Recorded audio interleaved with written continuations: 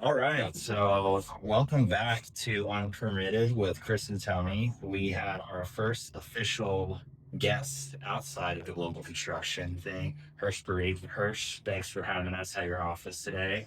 I have to say, this is our first time actually doing the podcast outside of the studio. So it's going to be a couple bumps in the road, but we're happy to do it with you. You've been a great host so far. And also, I've had a chance to talk with you prior to this. You've had an incredible journey so far from where you started to being the principal of Santulan Architecture. So, thank you so much for having us here and for being on the show. I'm very happy to be here. Yeah, thank you for the generosity of time. We're really excited. Really appreciated the tour of the office. It's really fantastic. Great use of space. I think in a great area of town. So as Chris was saying, we heard a lot about you and your story and your journey, and we're very anxious to learn more and dive a little bit deeper in. So if you don't mind, Yeah. who is Hirsch? How did you start? And how did this become your journey? Right. Well, I'm originally from India, and back in the '90s, before the internet, I was just graduated from architecture school and wanted to not just sort of dive into the profession. I wanted to, maybe get a graduate degree or something. So I was looking, and America always beckons, throughout the world. It's sort of the shining city on the hill. And so me and my wife back then, my girlfriend, we decided to come here to University of Colorado at Denver. Um, just came here. It's very different back then. This is, as I said, before the internet. We had no idea what this place was, Denver. It's quite Uh, courageous. yeah, but back then you just did that sort of a thing without much thought.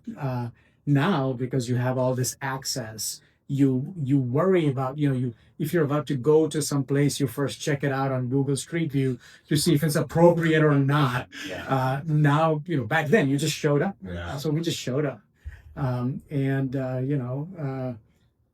once we graduated, we just sort of fell in love with this place. I mean, it's in an interesting place in the early '90s.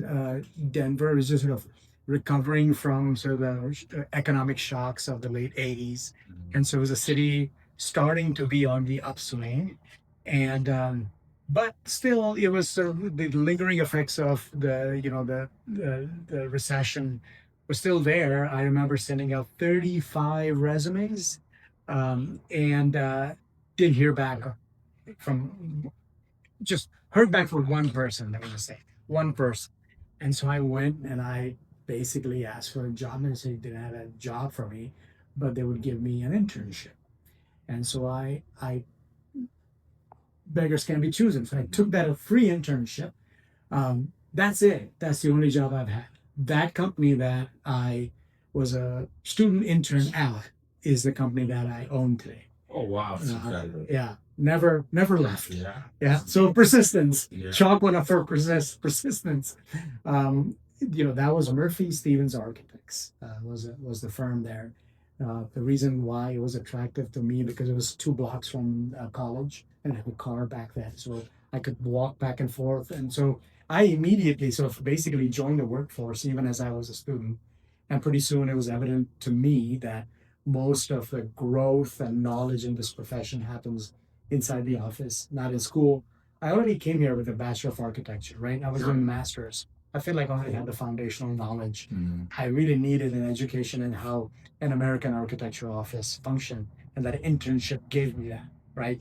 One person took a flyer on me, and I was able to find myself in a position where I could then simply prove myself to be valuable in that firm. So upon graduation, they offered me a job. Then I moved into a leadership position, and one of the principals decided to leave. I sort of bought in, took their place, and then over time, the second of the principals, Mr. Stevens, he decided to move on. I bought him out, and then I became sole owner of Parikh Stevens Architects, which was then rebranded to Santulan.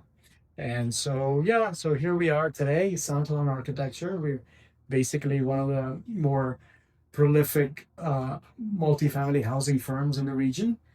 And we've done 15,000 units at this point, most of them in Colorado, some in Arizona, etc.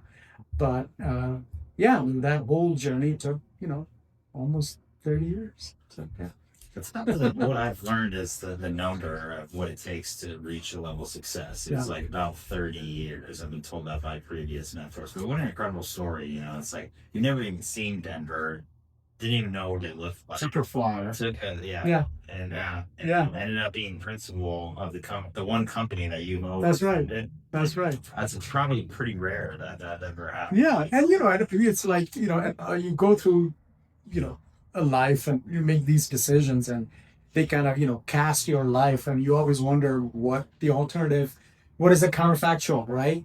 I was picking for college it is between University of Colorado in Denver and University of Oklahoma in Norman, and back then I had no way of making a distinction between Norman and Denver. They're chalk and cheese, right? But to us, so this is a funny story.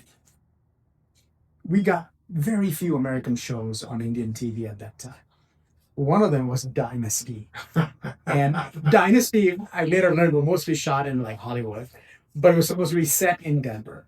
And there was this opening sequence down 17th Street with all the high rises and everything. They're showing sort of boom time, oil money, Denver.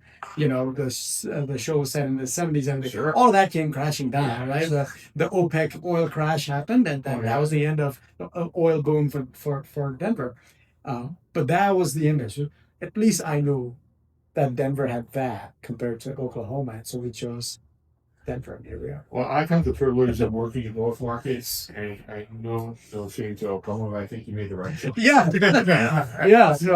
So I'm sorry. When you mentioned your wife, you looked over. Does your wife work here? Yeah, she's actually a landscape architect. She has had a long and fruitful landscape career. The last of which was about 12 years at the City of Denver Parks Department. But she just got sort of tired of that grind, and our daughters are grown up. We're empty nesters, and she said, "What if I came and worked not as a landscape architect, but as your business administrator for Santulan? That way, the two of us get to come to work in the same car and leave in the same car, and this is sort of almost an empty nester decision that we should unite our lives more, because when you're a parent, everything revolves around your kids, and they leave, and what do we do? What do you do next? Yeah. So, okay. And so we decided to work together. That's nice. I'm not sure if that dynamic will work out well for my wife and I. It's challenging. Yeah. It's not easy, right? Because you're bringing home to work, and you're bringing work to home. Requires constant communication. There's pros and cons, but I'm sure it helps to do what you love too. Yeah, You exactly. obviously have a passion for architecture. On balance, it's been great. Okay. And so so you sit right over there. That's amazing. I love that. Yeah, but she doesn't. I mean, this building, you saw the roof deck. Yes. You saw the streets here. She did design that. So every now and then she flexes her landscape muscle. Yeah. I love that. Definitely has the air. Yeah. Yeah, but those are for sure.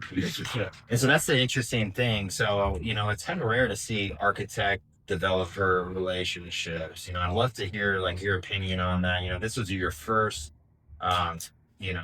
self-developed project. Was there a lot of lessons that you learned? Where do you see that market going? Do you see yourself doing more of these developments, multi-use? Yeah. Tell me more about It's rare, right? You don't see that Yeah. a lot. You don't see architects playing developers. going to the dark side. I don't know about that. Yeah, but obviously, as someone who serves clients who are developers, oftentimes, especially with folks that are longtime clients, people who have done 10, 15, 20 projects with over a couple of decades, there's a lot of familiarity. They're friends. There's a rhythm too. Yeah, It's a yeah. cadence that you're used to. Yeah, but every now and then, I mean, maybe because they're friends now, they will say something to the effect of, and this is before I was in developers, like, if I say something contrary to them, they would ask, like, would you say that if it was your money, right? What would you do if it's your money? And I always thought in my mind that I am actually giving you advice as if it was my money. That's how I'm wired. I feel responsible for the financial well-being of my clients' business endeavors. That's why they hired me. But this was a way for me to prove what would I do if it was actually my money, right? And so that was one challenge, to actually go through the process yourself as a developer and to see if you would make similar decisions as you do as an architect, even if it was your money.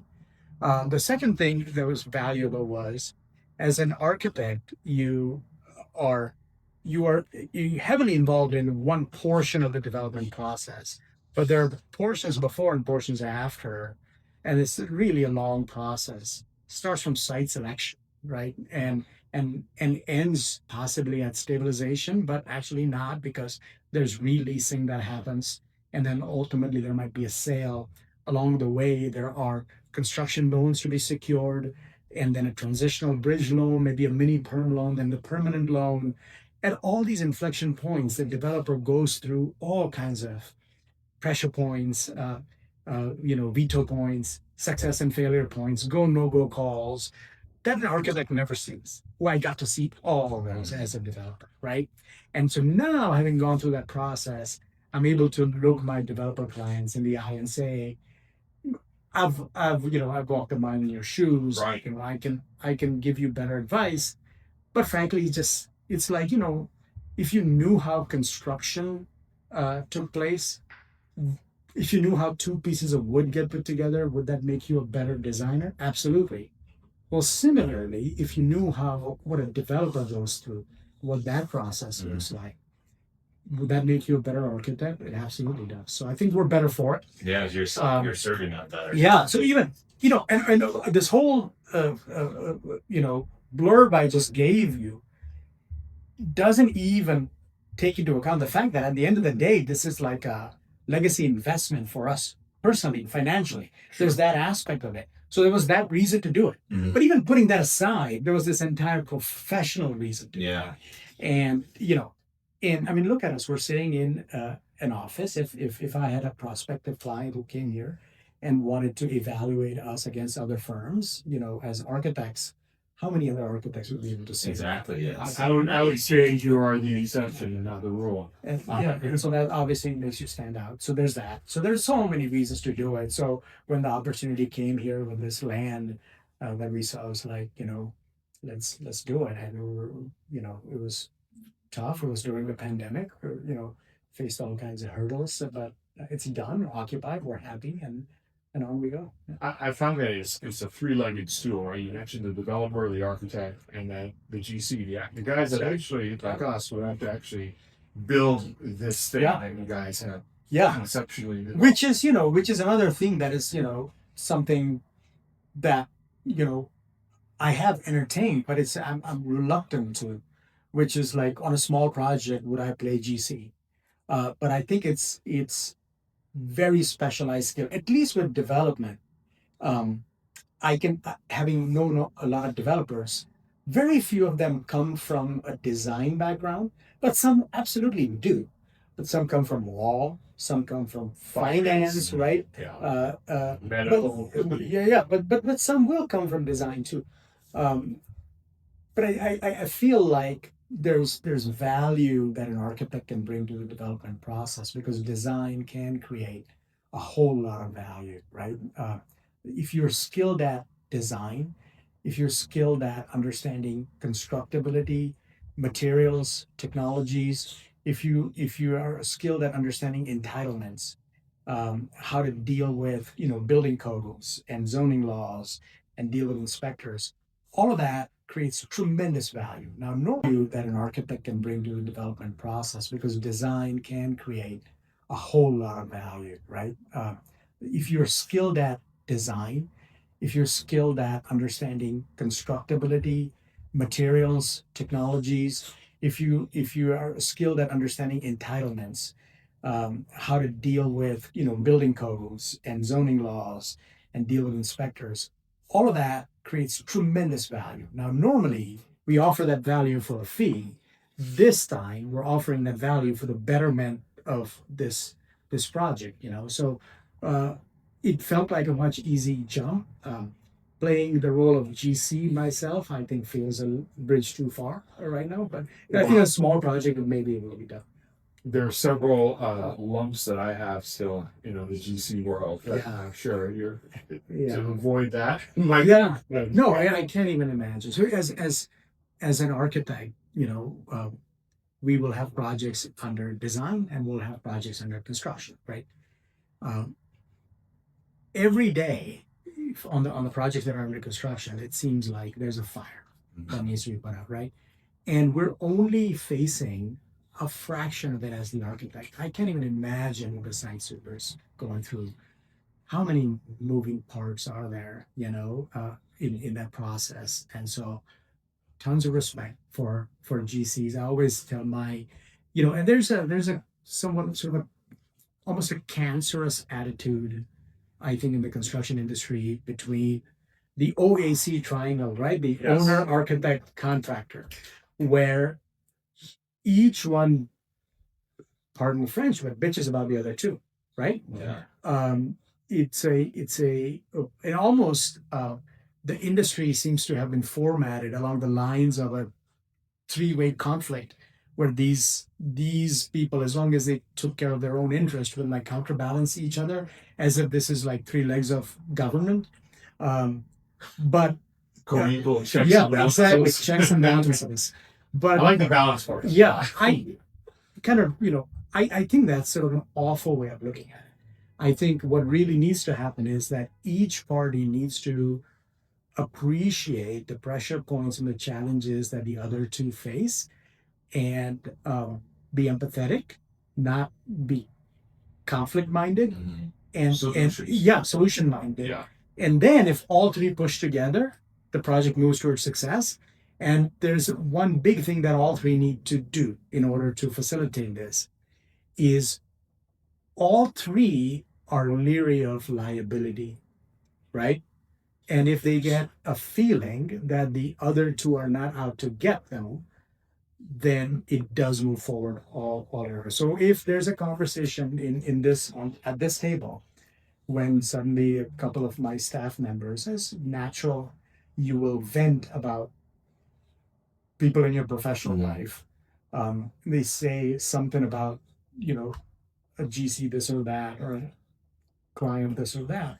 I try to nip it in the bud and I provide some full perspective, Walk them out of their shoes first. Yeah, and what I can only hope for, is that somewhere out there, there's a general contracting firm sitting there, and they have a tendency for somebody to say, F an architect, that there are folks on that table to say, no, don't say that.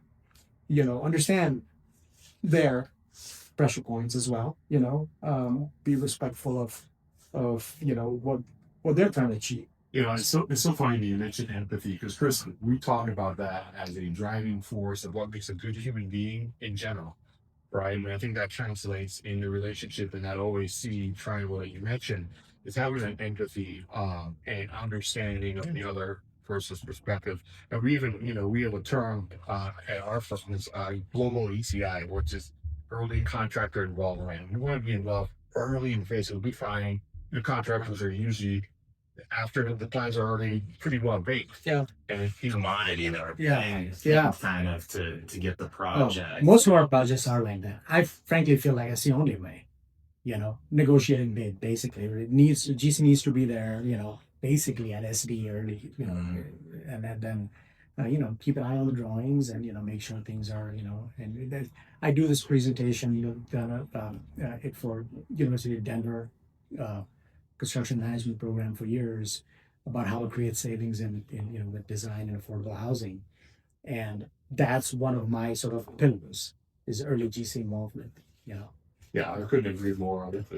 the value that brings to the entire project, and you avoid a lot of the unforeseen change orders. Yeah. Especially now with construction costs being so much higher and these What's going on with tariffs? and Yeah. so nature, it's like instead of being conflicted, Yeah. you guys, and we need to kind of group together. We kind of struggled with that with a few of our clients too, without not being allowed to get into the door early enough. And if we had a lot of these conflicts could have been resolved early on in the process, but when you're so far along the process, that's when things start getting this mistakes become way more expensive. But I mean, I'd love to hear more about that. Like, as far as the design process goes, how is that helping clients, save money? How is amongst this kind of market where everything is so volatile Yeah. and expensive and the tariffs? Yeah. Tell me a little bit more. Yeah. I mean, I think architects, right? I mean, any creative person has kind of a natural desire to make, an edifice that people can point to and say, "Well, that's remarkable," and who came up with that, right? So there's a sort of natural incentive for a creative person and a creative profession to do unique things. Unique things, cost money, right? Yes. Big moves cost money. Fancy materials cost money, or just unusual materials cost money. So there's, I have a whole lecture about this. So I won't go into all kinds of details, but suffice it to say that there's an architect can develop a whole skill set where a building essentially is simple, intuitive, functional, stacks, easy to construct, easy to understand, easy to bid, somewhat repetitive, therefore easier to lease, therefore easier to operate, yet from the outside appears to be unique, articulated, and using methodologies and materials that the local subpool is comfortable with, right? So it's kind of fascinating when you work in the different geographic regions.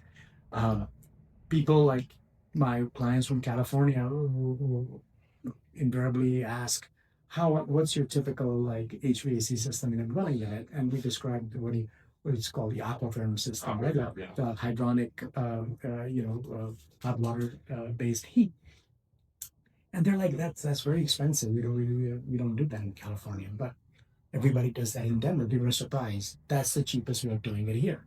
If you go to Arizona, they have their own, some of it is climate driven, but a lot of them is just a matter of, whatever the local subpool is comfortable with. So there's these sort of commoditized exterior materials, right? Your brick, siding, stucco, Right. Maybe a little bit of metal.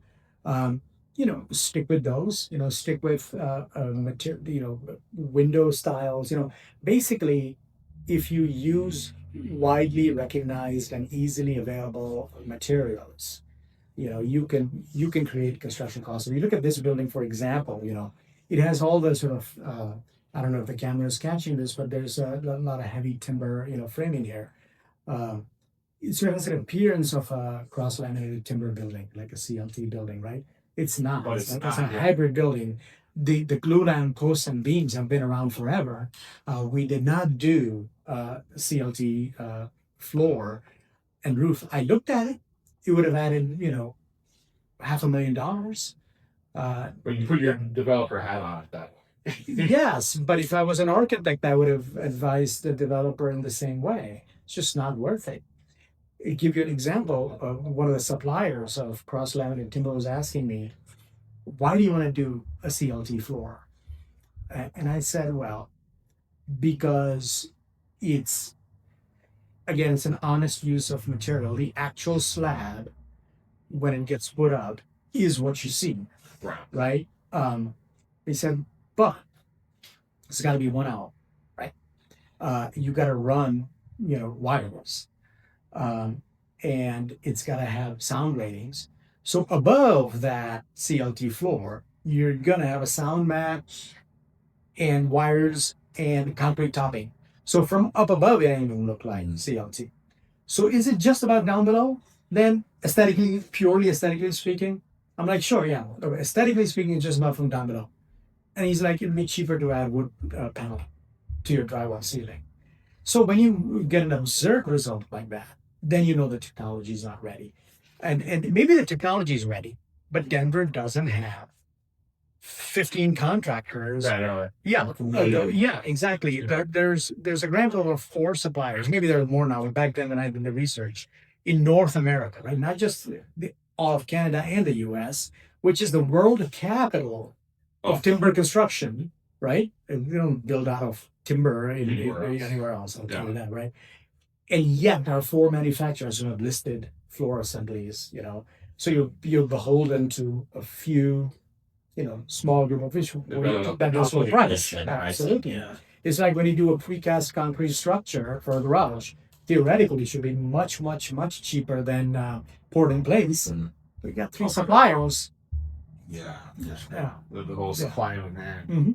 Yeah. So, all these things in addition to using a GC, and then we get into other stuff like what is the ratio of a dwelling unit area to basically what's the efficiency of the building? Net area divided by gross area, right? What is the ratio of exterior skin to floor area? Control some of that, and you start driving towards construction cost savings. So it's a lot of different strategies, but we do affordable housing, we do market rate housing.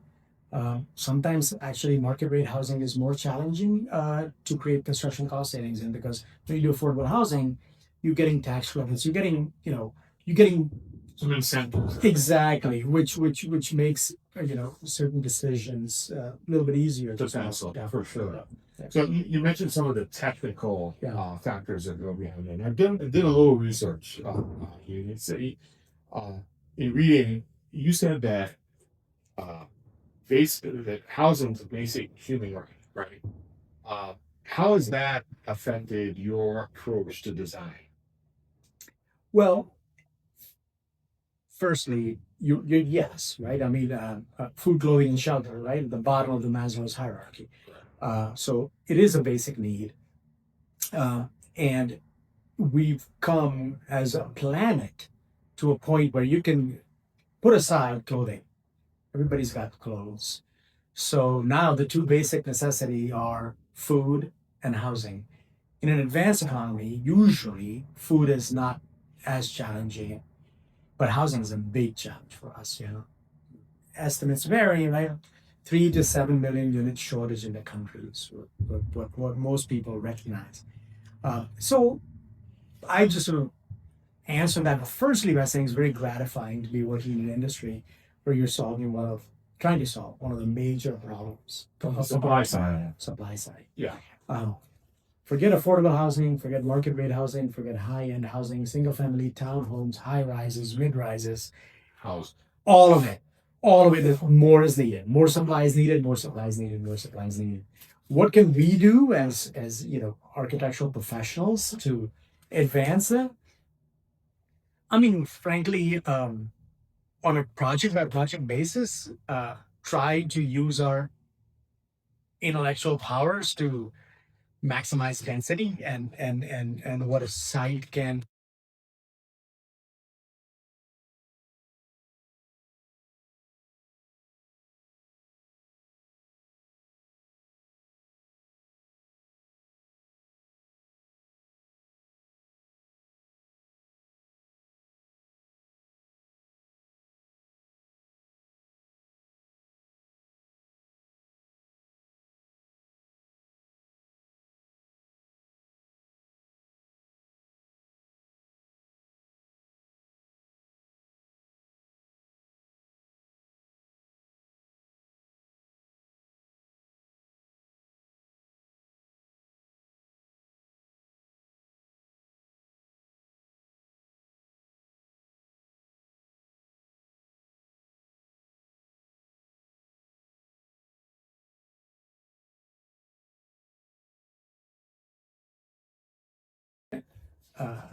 offer.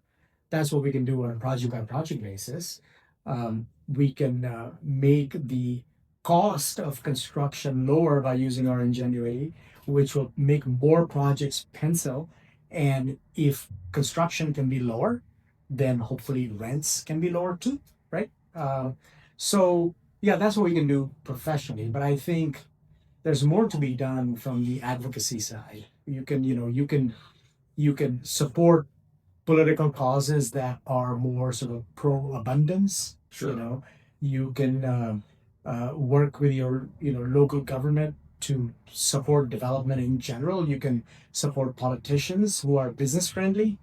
You can support politicians who recognize that over regulation is a real problem now.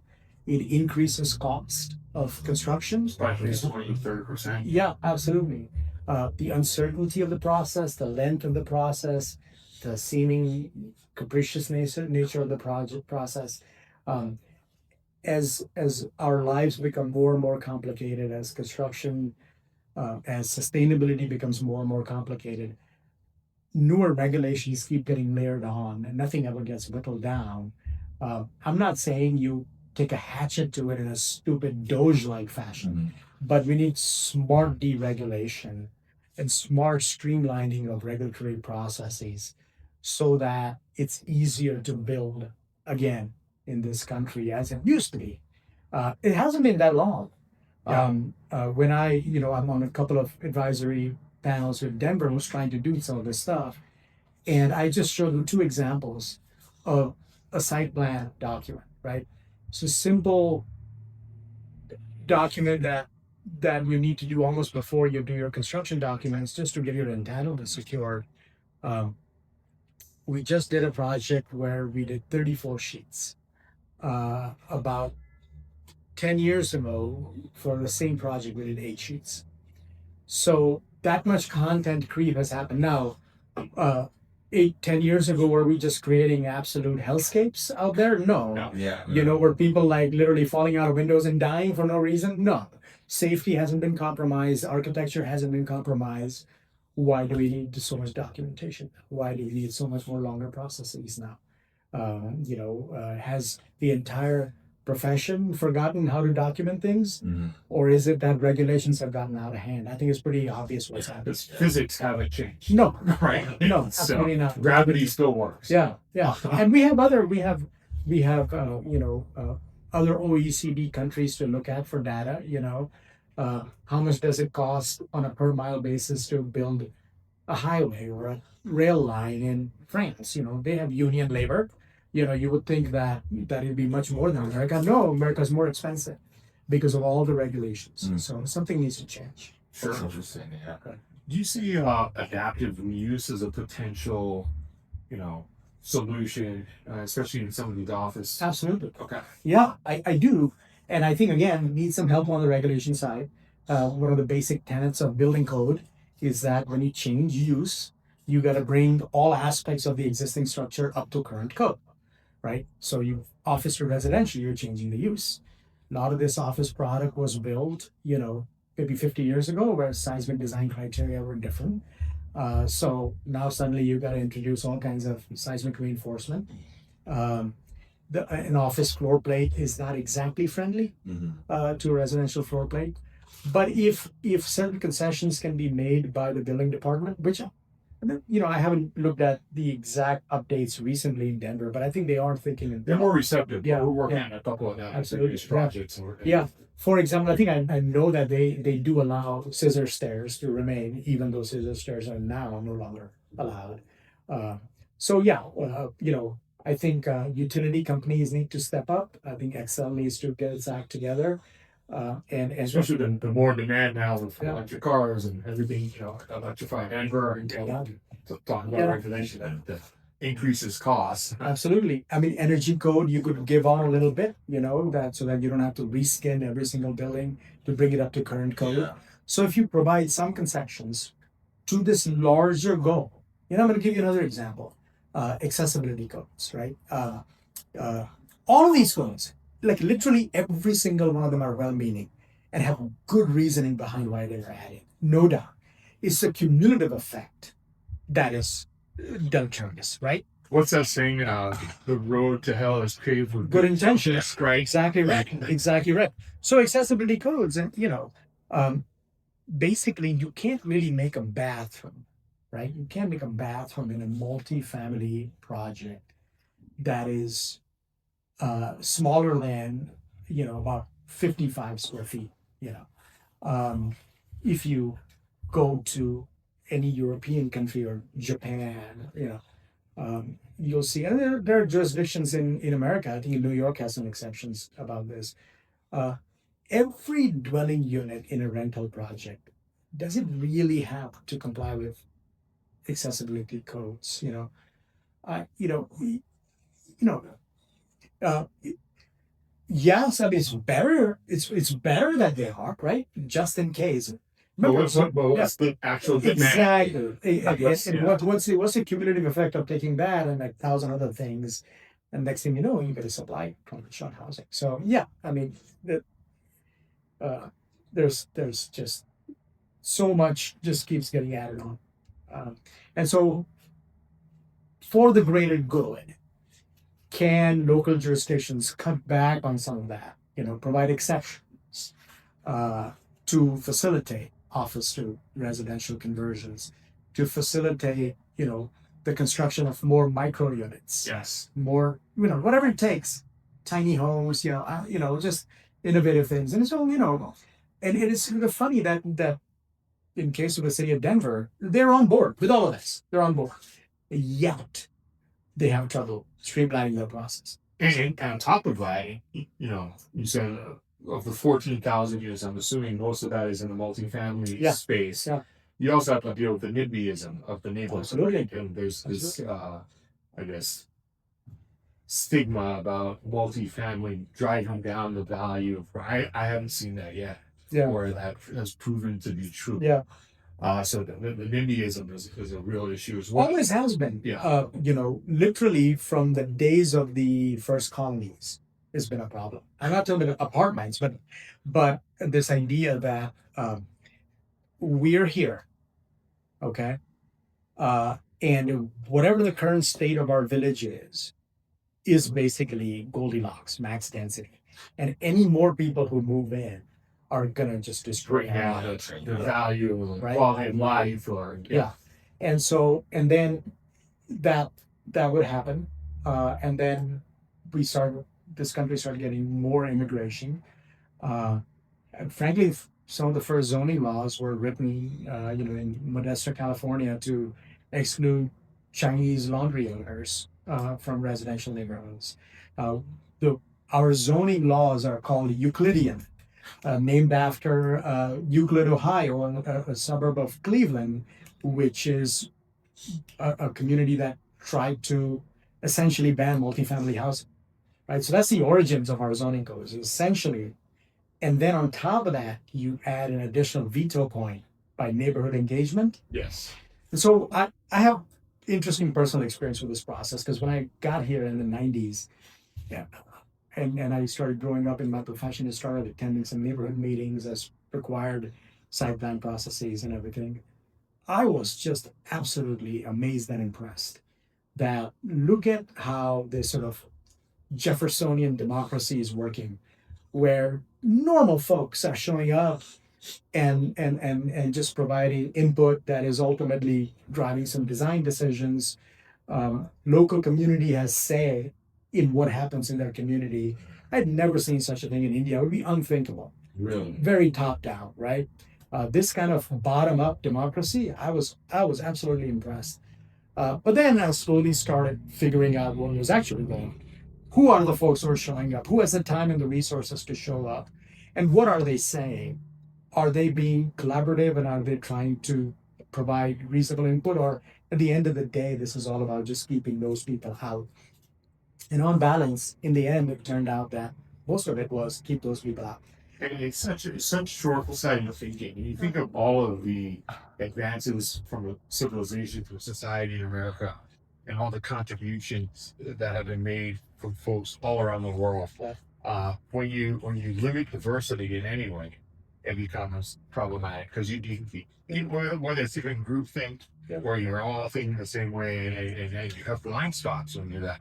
And there's definitely an advantage to diversity. I know that's important to you, Yeah. and how you approach design as well, from a more holistic and a diverse input. Can you talk a little bit about how diversity is influenced Sure. professionally, Yeah.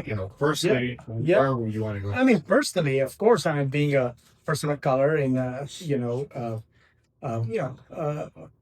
what, is changing fast, actually, but for what has traditionally been a very, white male profession, you think of, I think, anybody in this country, I mean, is always sort of cognizant of always the sort of the racial undertones in everything, right? And as a person of color, you actually can't dwell on it; it'll drive you nuts, right? You just gotta do your job. Um, but so there's sort of that been a personal experience of mine. I think this country can be both, uh, um, make you feel like you don't belong, and also be the most open, welcoming place on the planet, both at the same time. You get to feel both. And, funny for me, because I am the equivalent of what you consider a WASP, in India, right? I'm an urban Hindu male. Okay. I have all the privileges of ethnicity Sure. that you can confer in India. So I remove myself from that and I become a minority in this country. It was a an enlightening experience, and frankly, I'm privileged. I'm privileged to have gone through that because I I I put myself in a position where I could be more empathetic. I was going to say, Now, what does a Muslim feel like in India, right? Right. I can empathize that, right? But as I said, this country also is probably one of the most welcoming places. So it's been an interesting journey, but along the way, I did learn that there are impediments that you face as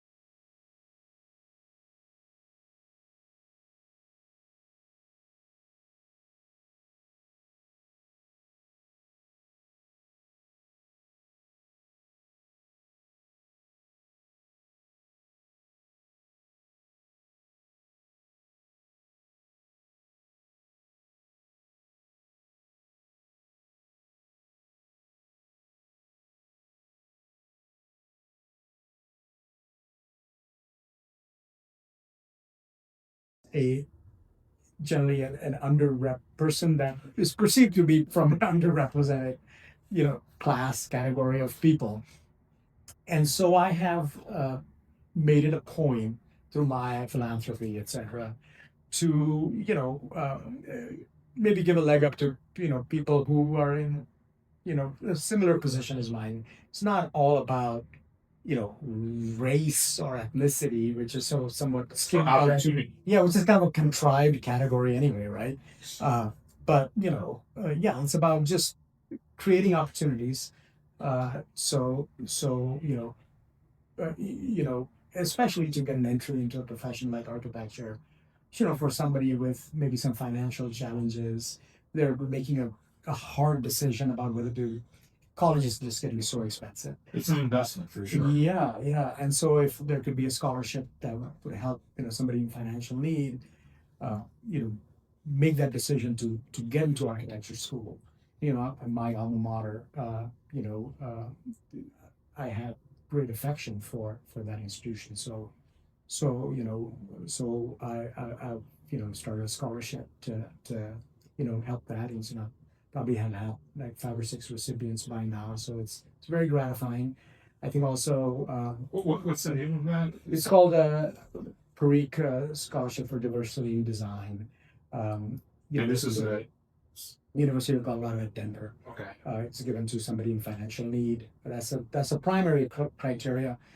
Secondarily, if they also happen to be part of an underrepresented group, that's great. But primarily, it's a financial need scholarship, and it follows them throughout the 4 years, as long as they keep up their GPA and everything. So that's been very gratifying, to be able to do that.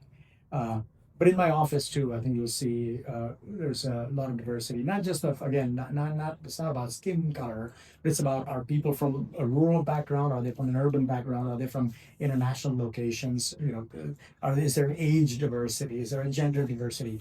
When all these different people of different backgrounds come together, they just I think you make better decisions. Yeah, everybody can openly share their Absolutely, ideas. that's very important. Yeah. Then the synergy. Yeah, there has to is actually be real. a culture. I'll give you an example.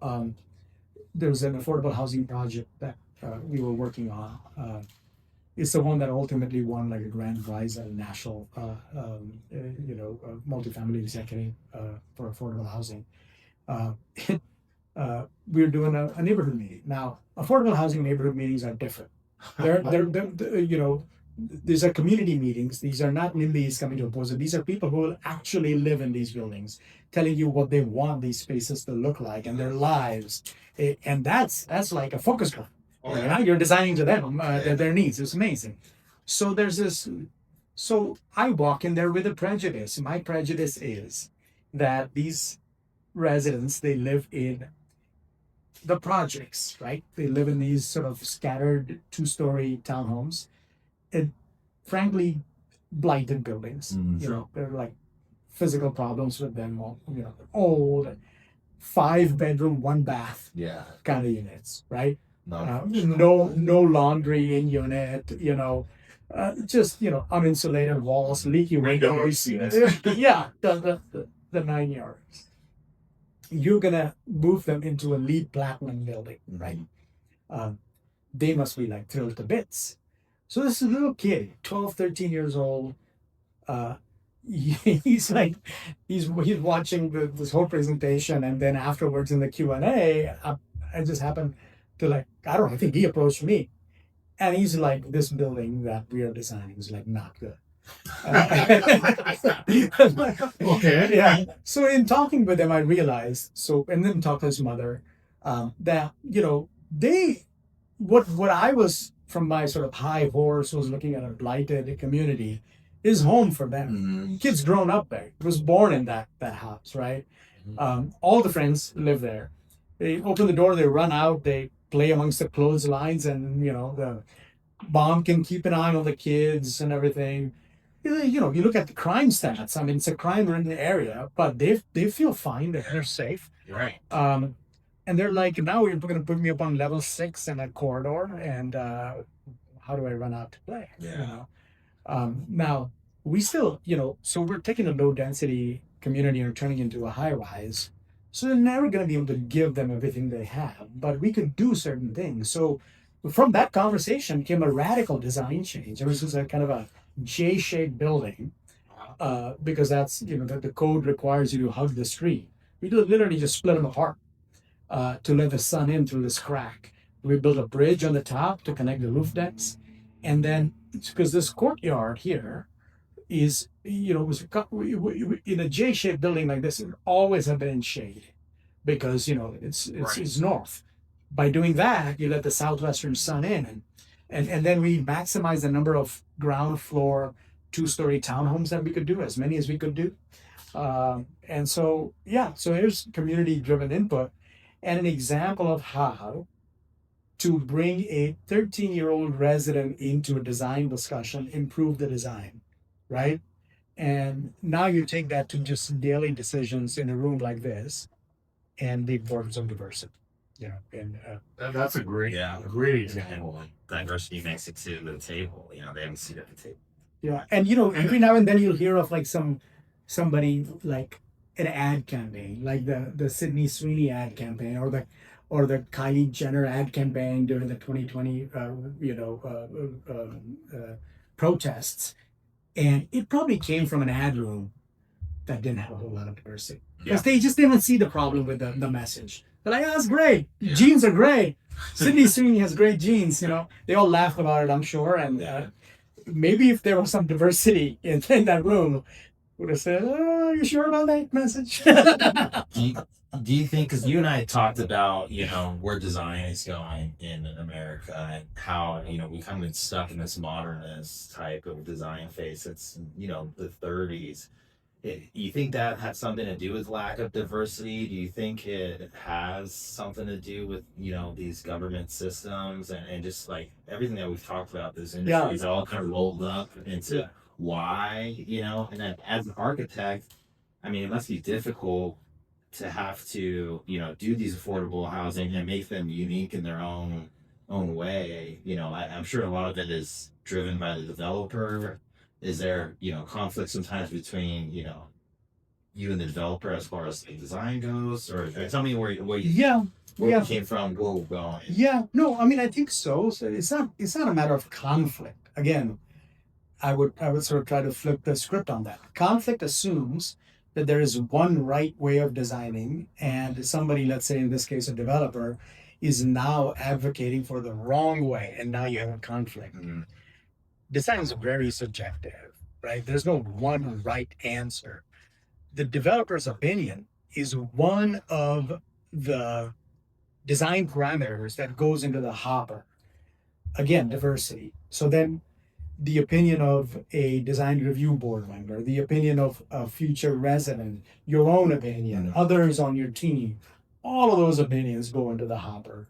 And then you try to resolve it. In there is sort of the larger context of where's the building? Is it in Colorado? What is Colorado's architectural heritage?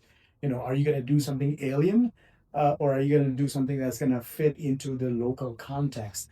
Are there climate considerations that drive the architectural form? And then ultimately, is it a building that instantly will be recognized as a time capsule, or is it a building that transcends time? So how do you make a building timeless yet appear to be of its time without mimicking historicity? So these are sort of the questions, right, that you constantly play with, and each little move on the building form is driven by all of these, right? And so, as far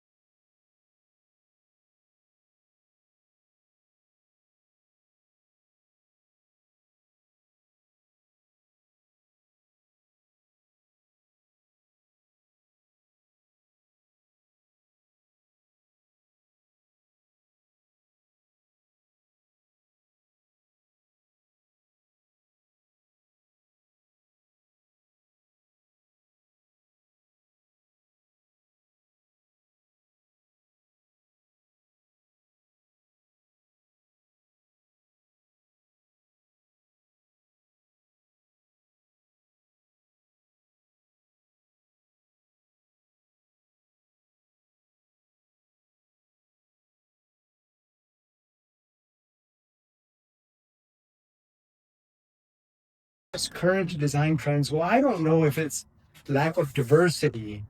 I think what's driving current design trends is sort of this uh, emergence of a sort of consensus design style via photo sharing apps like Pinterest and House, and like reality shows, home improvement reality shows that have their own logic, where something's emerging where basically everything's got to be sort of monochromatic, black and white, with like sort of obligatory tones of warm wood, the Chip and Joanna Gaines style, Sure. it's just a sort of perverse logic of social media ecosystem, photo sharing apps, the wow factor, whether something is Instagrammable, the logic of the wow reveal moment of a reality show. All of this is contributing to this sort of a style. Uh, but it's a complete mishmash. It's not organized in any way. And I think if I'm actually thinking about that right now, I'm trying to see if you can come up with a structure of what is an appropriate style for our times. We have significant challenges right now. We have climate change. Sure. We have you know uh, a booming stock market that pairs with high income inequality and a hyper polarized and restless electorate, and authoritarian politicians winning elections. It's all very reminiscent of what happened about 100 years ago. Post Roaring 20s, there was authoritarianism, there were conflicts brewing, there was high income inequality, stock market was booming, and we know what happened from there. So if you look at 2025 versus 1924, oh, by the way, recovering from a global pandemic, the 1918 Spanish flu epidemic. What came from that was the Great Depression and a Great World War. That's what happened from that situation out. That's what we said today. Hopefully, we don't suffer from that fate. Hopefully, we make better decisions. Hopefully, we make better decisions. Yeah. But I think the trend doesn't. Yeah. No. No. But in 1925, they were also dealing with some technological change, new emerging technologies, radio, television, that changed how people communicated and how ideas spread globally. And those folks between 1925 and about 19, I would say basically the immediate aftermath of World War II, came up with some incredible design movements and some incredible art that literally lingers to this day. We haven't been able to match it, what was done between 1925 and 1955, what we consider mid-century modern, right? Not we look at vehicle design during that time. Yeah, absolutely. Art. Absolute icons, right? Will we come up with something now, like that? Maybe, but it's an interesting thing to ponder. Well, I like the silver lining for how, what are scary times. The other end of this might be another post, modernist or, just revolutionary in terms of the design, another Renaissance period in design. We can hope. We can hope. We can hope. Yeah. Very interesting. Yeah, absolutely. I mean, you look back even further, like you look at the Parthenon, and then right next to it, it's like got some crappy apartments next to it. It's like, is this cyclical? Or are we just going in reverse? Because like architecture, was all about the art before, and now you have to throw more things into this box. You have to kind of feed, the the population crisis, Yeah. and that the affordable stuff happened, where before it was just hard driven. Now it's like, okay, now it's coming down to the functions of housing. Yeah. And You mentioned something again about the 20s. Not that you're going to make this a historical podcast, but we were definitely influenced. But you mentioned one thing that's interesting. I want to get your take on this. You said technology and TV, radio, all of that. Now we're in a century where AI, in terms of, And I think of any technology in terms of its adaptation is at the fastest rate ever with, you know, I don't even know what to call it, an entity that, from an intelligence standpoint, probably close to surpassing human intelligence, right? Yeah. What's your feel on AI and how it's influencing architecture today? Yeah. You see it as a net positive, a negative, neutral? Where do you lie on that? Yeah, no, it's very, very exciting, actually. I don't think it's going to replace architects. I think it'll make architects more innovative and more productive. For example, we spend a lot of energy right now, and frankly, make good money unraveling, codes and code compliance. I can totally see AI doing automatic code compliance. You know, stuff like that, generating a lot of different graphic ideas all very quickly. That will then allow an architect to make smart decisions. From last time when it was a Exactly, yeah. exactly. It's like when people said that the ATM machine is gonna, remove the bank tellers. That's not what happened. The ATM machine took over all the mundane tasks of the teller, and then now the tellers do other more complicated stuff, right?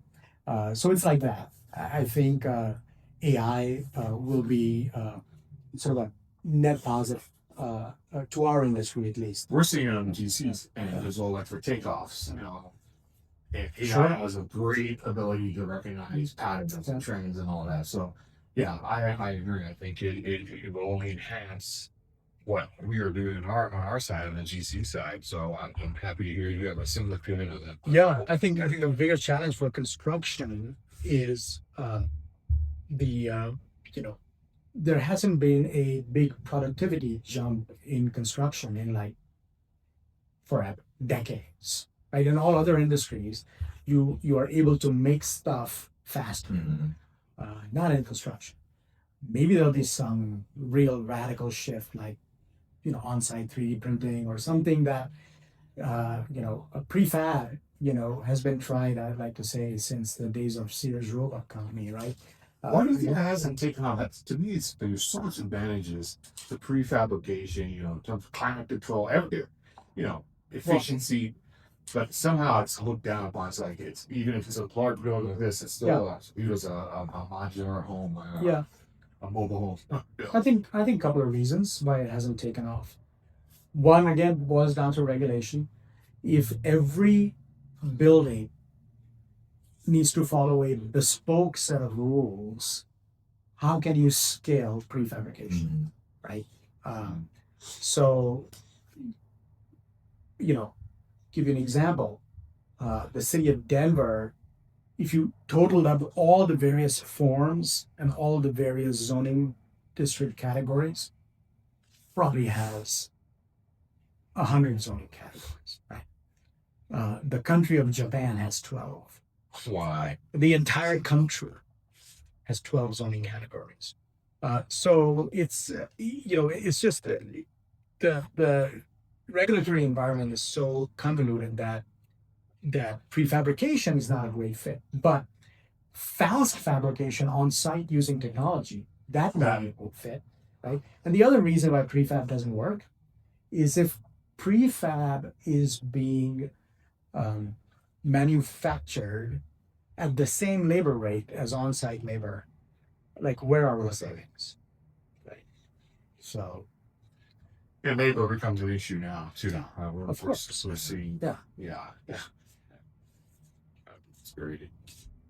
I mean, we've hit so many great points today. I mean, I've never once in my life related, the problem of, minimal housing being affordability of housing being connected to jurisdictions overcomplicating the process. Like I've never made that correlation before. So, It's a big problem. yeah, I mean, I feel like leaving here with a bunch of new things to think about. And so I appreciate that, even in our last conversation, you left me wanting more. And so that's why, you'd be an amazing first guest for having us. So again, thank you so much. Yeah.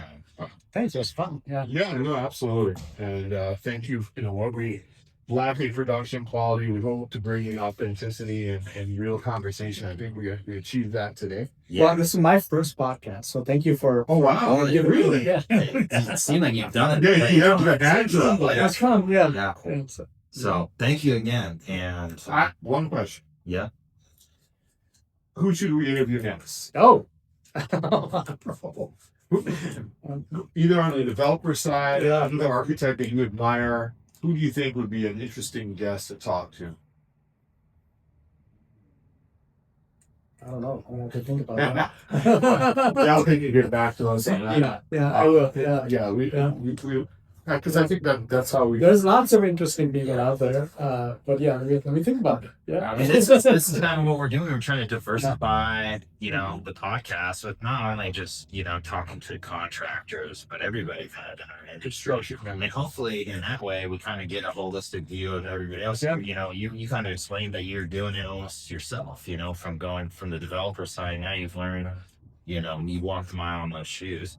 Well, hopefully we have, in some way this podcast can do that same thing online. So The theme of our podcast is to always stay curious. So Chris and I have a voracious curiosity, and thank you for satisfying some of that. No, thank you for the platform. yes, Right. absolutely. All right. We'll clap it out on our way out. So you ready? All right. 1, 2, 3.